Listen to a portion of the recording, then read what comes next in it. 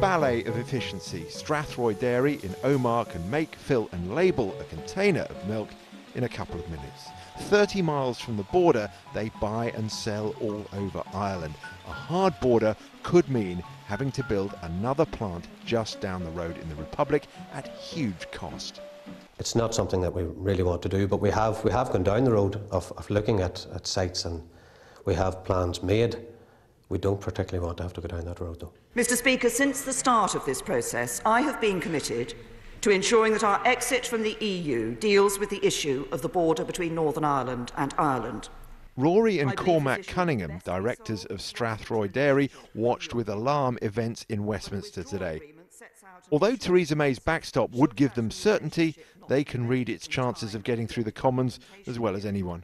It looks like watching a pantomime, because this is reality. For everybody that gets up in the morning and goes to their work, today is no different than any other day, and yet in Parliament we hear them cheering and laughing, and yes, the great game of intrigue continues for them, but it doesn't put bread on the table.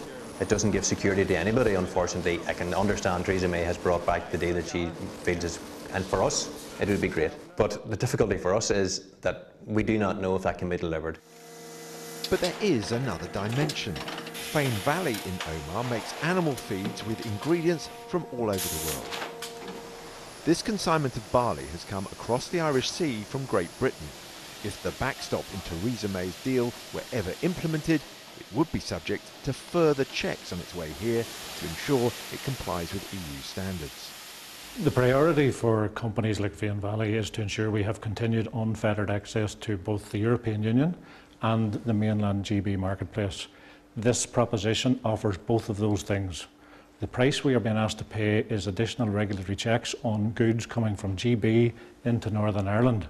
And when we take the opportunity against the cost, the opportunity wins every time.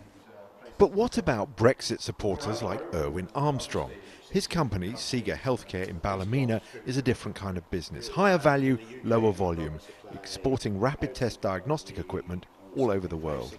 Well, I think part of my problem today is I have not read 585 pages of the agreement, but I get the feeling that we would be restricted from entering into any trade deals that the UK might do if it ever did leave the European Union, because I just have the feeling at the minute we're not really leaving the European Union. We're sort of in it and can't get out of it unless we're given permission. That's the feeling I get from what I've heard. And is that unacceptable to you? That's unacceptable. If my main reason for wanting Brexit was to export and help exporting companies, which Britain needs, then that is not happening.